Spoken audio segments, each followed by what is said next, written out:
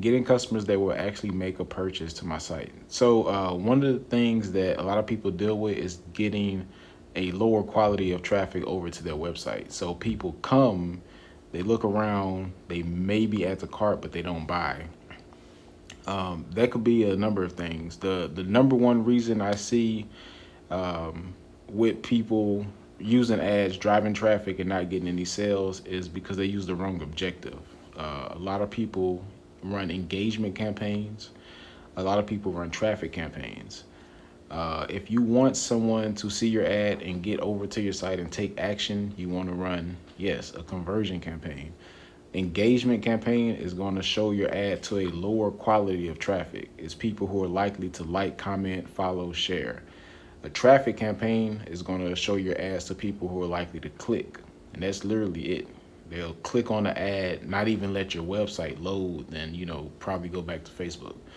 So keep that in mind when selecting your ad objective. The highest quality of traffic on Facebook or Instagram is going to be conversions. The next question we had was cost rising, inconsistent results. So basically, I think what this person is saying is that as they're running ads, their costs are increasing. So maybe one week they were getting purchases for $10. Now all of a sudden they're getting purchases for $20. There is a such thing called ad fatigue. If you let your ads run for a long period of time and you're spending a lot of money per day, one thing you can check to see if your ads are fatigued is to check your frequency in your ads manager. So go to your ads manager and filter the columns by delivery, and that's going to show you your frequency. Anything like above a 2 for a cold traffic campaign means like the same people are seeing your ad over and over. And if you keep showing your ads to the same people over and over, they're just going to get tired of seeing it. They're not going to respond, not going to like, not going to engage, not going to click, and it's going to cost you more money to get your ads seen by those people. That's when your ad costs start to increase. That's when results become inconsistent. One way you can kind of mitigate this is by adding new content to that campaign. So, if a person has seen ad 1, 2, 3, go ahead and add 4, 5, and 6 to give them some fresh content. Ads manager filter, and so ads manager columns, then select delivery, and it's going to show you the columns for delivery. Let's see.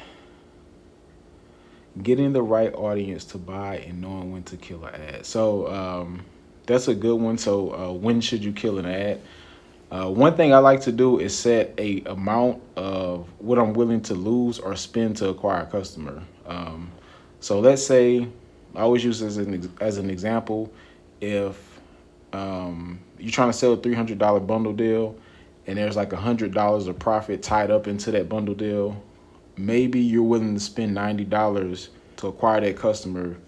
You walk away with 10 and the email of a customer. So that's big as well. I know a lot of people want to be super profitable up front.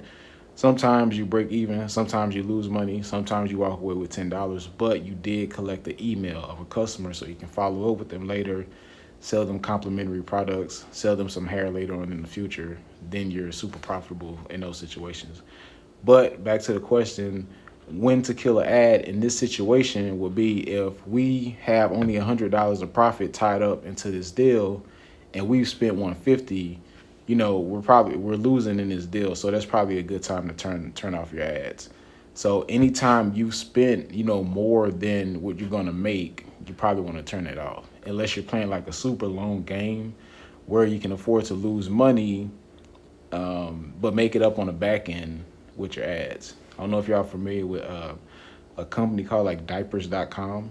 I think they were like acquired by Amazon or Walmart, one of those. But anyway, they sold diapers at a loss up front, and on the back end they sold the parents everything else they needed for the baby, the formula and the clothing and the strollers and all of that stuff. So they acquired the customer into their business at a loss. Let's say they lost $20. They were negative. But on the back end, when they were selling them the complimentary products that babies need, they became profitable.